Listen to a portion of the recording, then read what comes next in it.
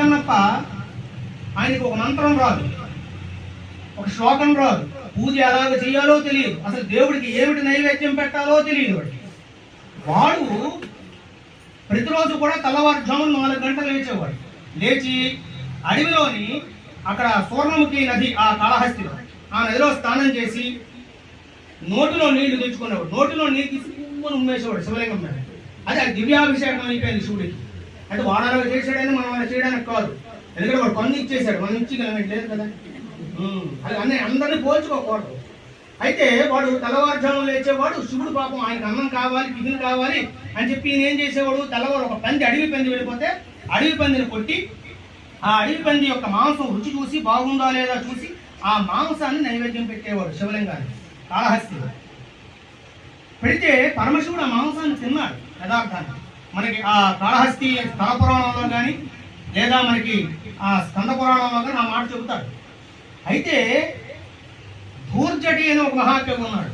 ఆయన అన్నాడు, పరమశివ ఆ భక్తుడికి ఏమి తెలియదు, ఒక శ్లోకం తెలియదు, ఒక మంత్రం తెలియదు, ఏమీ తెలియదు, ఇంకే మాంసం తినేస్తావా? నీకు ఒక మాంసం తినాలనే కోరికే ఉందనుకో నీకు మాంసము వాంఛయేన కరువా నీ చేత లేడుండగా. నీ పక్కన ఒక జింకపిల్లి ఎప్పుడు తిరుగుతుంటుంది శివుడు పక్కనే. నీకు తినాలని ఉంది, కోరుకుందుకో, దానికి ఒక్క వేటు వేస్తే అయిపోతుంది. పోనీ దానికి వేటు వేయడానికి నీ దగ్గర కత్తిగా ఏమో కావాలి, నీ దగ్గరే త్రిశూలం ఉంది. జోకైనట్టి కుఠారముండ, దాంతో ఒక్క పోటు పొడి చేస్తే చచ్చి ఊరుకుంటుంది. శుభ్రంగా దాన్ని వండేయచ్చు.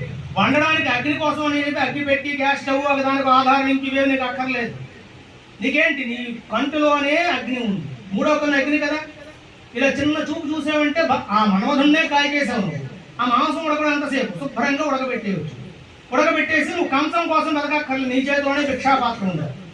పాకరం బొప్ప ఘటించి చేతి పుణికిన్ భక్షింపగా శుభ్రంగా తినేయవచ్చు. పోనీ నీకు తింటున్నప్పుడు ఏదో వెక్కిళ్ళు ఏదో వచ్చింది అనుకుందాం, నీటి కోసం నువ్వేమీ తాపత్రయ పడక్కర్లేదు. గంగా చెంబుతో నీళ్ళు తాగిపోతుంది, తల మీదే గంగ ఉంది. ఇవన్నీ వదిలేసి ఎవడో వాడు పెట్టిన మాంసానికి నువ్వు కక్కుర్తి పడిపోతావా అని డెప్పు పొడిచాడు. ఓ పరమశివ, నీకు మాంసము వాంఛయేన కరువా నీ చేత లేడుండగా. జోకైనట్టి కుఠారముండ అనల జ్యోతి నీరుండగా.